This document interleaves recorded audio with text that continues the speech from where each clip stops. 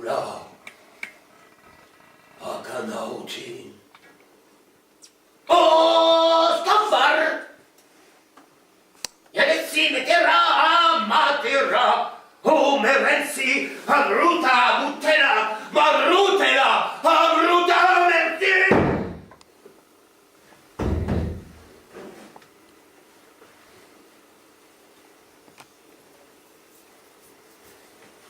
Et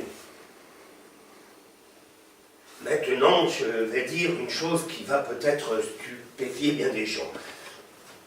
Je suis l'ennemi du théâtre. Je l'ai toujours été. Autant j'aime le théâtre, autant je suis son ennemi pour cette raison-là.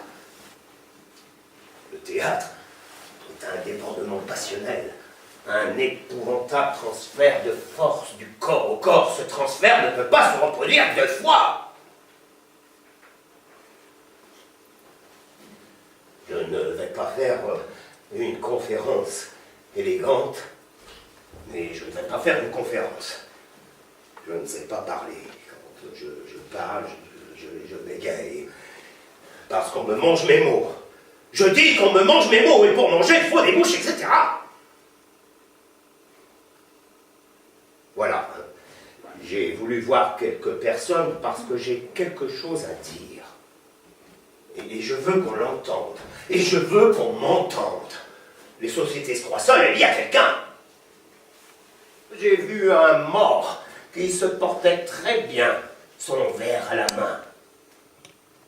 Tué. J'agirai. Il faut que tout soit rangé à un point près dans un ordre fulminant. Il faut que tout soit rangé à un point près dans un ordre fulminant. Il faut que tout soit rangé à un point près dans un ordre fulminant.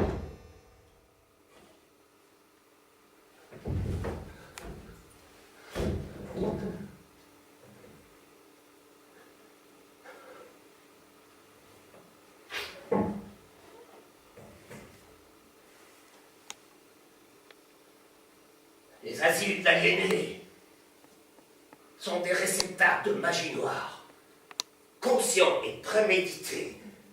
Et ce n'est pas seulement que les médecins favorisent la magie avec leur thérapeutique intempestive et hybride, c'est qu'ils en font. S'il n'y avait jamais eu de médecin, il n'y aurait jamais eu de malade. Pas de squelettes de mort à charcuter et débioter. Car c'est par les médecins et non par les malades que la société a commencé. Ceux qui vivent des morts. Et il faut aussi que la mort vive. Il n'y a rien comme un asile d'aliénés pour couver doucement la mort et tenir en couveuse des morts.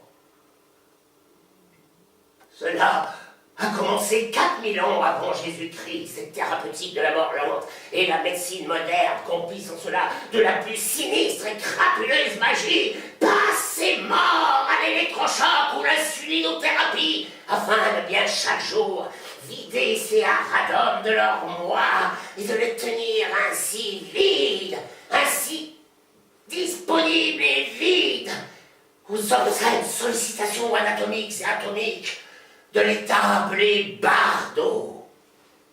Livraison du barda de vivre aux exigences du non-moi.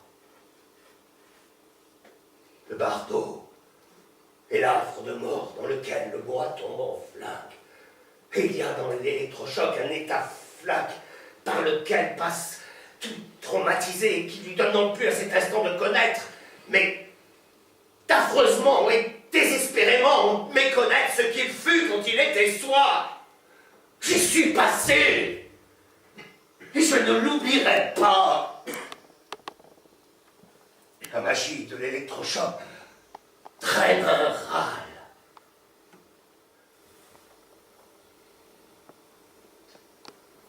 Ce qui est grave est que nous savons qu'après l'ordre de ce monde, il y en a un autre. Quel est-il? Nous ne le savons pas. Le nombre et l'ordre des suppositions dans ce domaine, justement, L'infini. Et qu'est-ce que l'infini? Au juste, nous ne le savons pas. C'est un mot dont nous nous servons pour indiquer l'ouverture de notre conscience vers la possibilité démesurée, inlassable et démesurée. Et qu'est-ce qu'au juste que la conscience? Au juste, nous ne le savons pas. Il y a une chose qui est quelque chose. Une seule chose qui soit quelque chose. Et que je sens à ce que ça veut sortir. La présence de ma douleur de corps. La présence menaçante, jamais lassante de mon corps, si fort qu'on me presse de questions et que je nie toutes les questions. Et il y a un point où je me vois contraint à dire non, non. Alors à la négation. Et ce point, c'est quand on me presse, quand on me pressure et qu'on me traite jusqu'au départ en moi de la nourriture, de ma nourriture et de son lait. Et qu'est-ce qui reste? Que je suis suffoqué.